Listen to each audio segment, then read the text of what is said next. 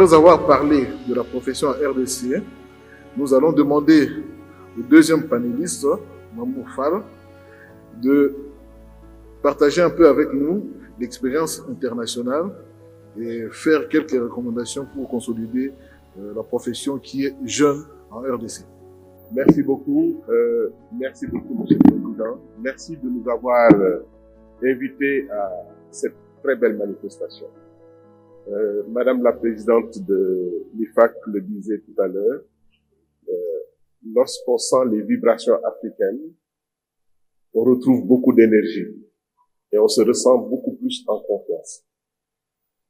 C'est la première fois que je viens au Congo, dans ce beau pays, dans ce grand pays. Et j'ai vraiment beaucoup d'espoir et beaucoup d'enthousiasme pour la profession comptable de RDC. Les propos qui ont été tenus tout à l'heure concernant le rôle de l'expert comptable, sa pertinence, son engagement dans l'économie.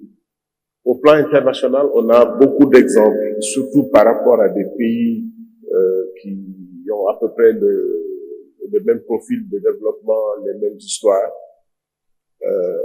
Je vais vous donner un exemple simple. Vous avez parlé de l'attestation obligatoire de l'expert comptable sur les dépôts des déclarations fiscales.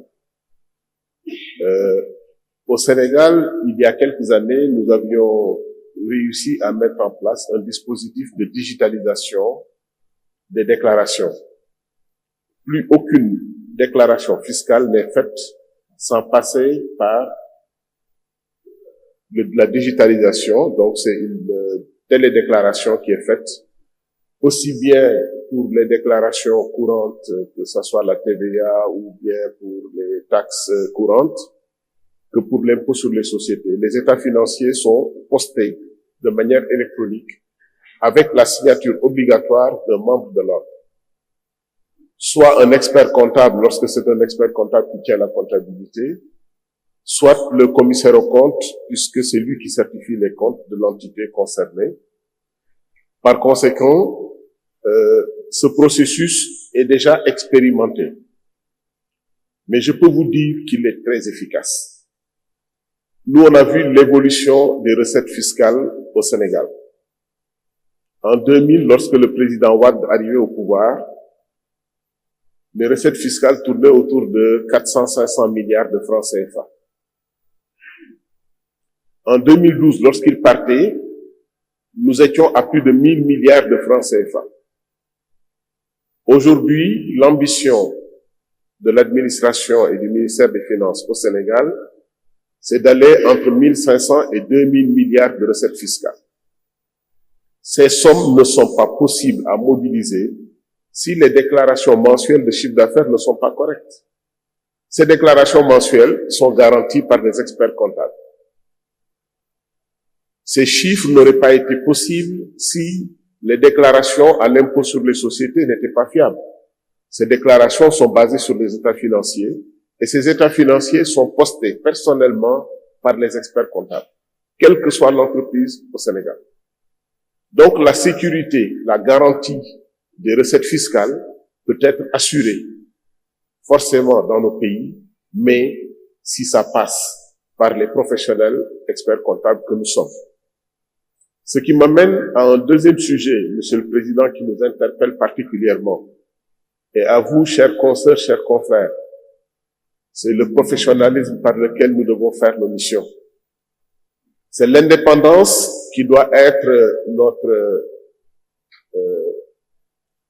compagnon de tous les jours, dans tous les choix et dans tous les actes que nous posons pour notre profession. Si vous n'êtes pas indépendant, vous ne pouvez pas donner de bons conseils à votre client. Parce que si vous n'êtes pas indépendant, vous ne pouvez pas lui dire la vérité. Par conséquent, votre indépendance, c'est d'abord votre premier compagnon professionnel. Bien sûr, on a parlé du professionnalisme, de la mise à jour des connaissances, de la technique, c'est particulièrement important. Mais si derrière, vous n'avez pas l'indépendance, l'éthique professionnelle, vous aurez du mal à exercer notre métier. C'est un très beau métier, croyez-moi. Et c'est une fierté de faire ce métier. Ceux qui sont plus jeunes le verront dans quelques années, c'est ce que je leur souhaite le plus, de se rendre compte qu'ils ont été en mesure d'apporter des choses importantes autour d'eux, dans leur économie, dans leurs entreprises, dans leur pays et, bien entendu, d'une manière générale, au développement de leur nation. Forcément, cela se ressentira sur leur situation personnelle et sur les personnes qui travaillent avec eux. Donc, éthique, indépendance, c'est la base de tout. Si vous ne l'avez pas, vous ne pouvez pas bien faire votre mission. Formation, mise à jour des connaissances. Chaque année, bien connaître la loi des finances, savoir comment les orientations fiscales du gouvernement ont été faites, les changements qui sont intervenus. Parce que vous serez très gêné si vous êtes devant votre client, qu'il vous pose des questions sur la fiscalité et que vous avez du mal à lui répondre en lui disant que vous devez vérifier.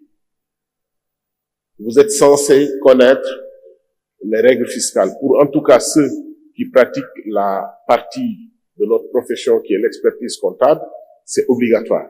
Vous devez connaître.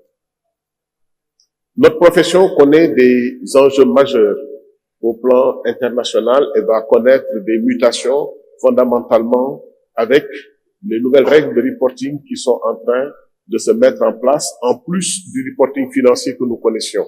Madame la Présidente de l'IFAC en a parlé. Le reporting sur la durabilité, c'est tout autre chose.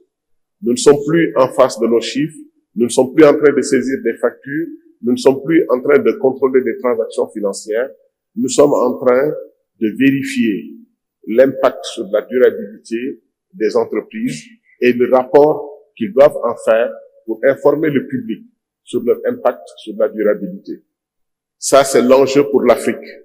Je pense que dans nos pays, nous avons d'une part des enjeux de ressources minières, d'emplacement géographique, l'attrait touristique, les forêts, les belles plages.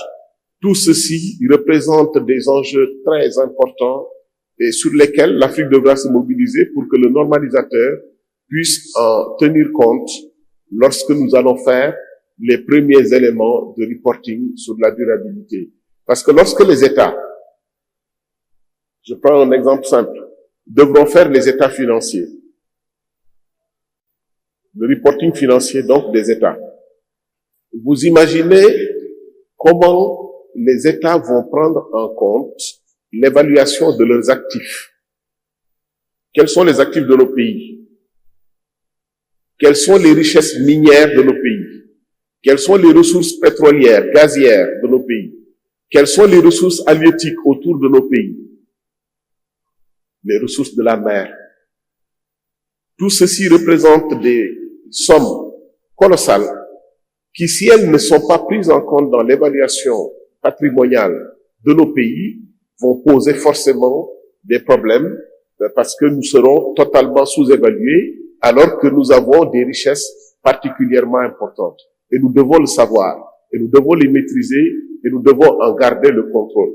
Cela, c'est également un des enjeux de ce qui va venir au niveau de la profession à l'échelle mondiale, que ce soit au niveau du reporting financier pour les États, au niveau du reporting durabilité pour les États.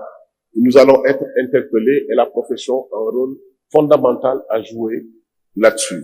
Donc, sur le plan international, je vais en terminer là. Madame la Présidente vous a annoncé une belle nouvelle. Je vais confirmer non seulement la nouvelle, mais vous annoncer une date, le 9 octobre prochain. En marge du congrès de l'Ordre des experts comptables français, nous allons reprendre la série des masterclass de la FIDEF. Les masterclass ont été sur des thèmes relativement à l'adhésion à l'IFAC.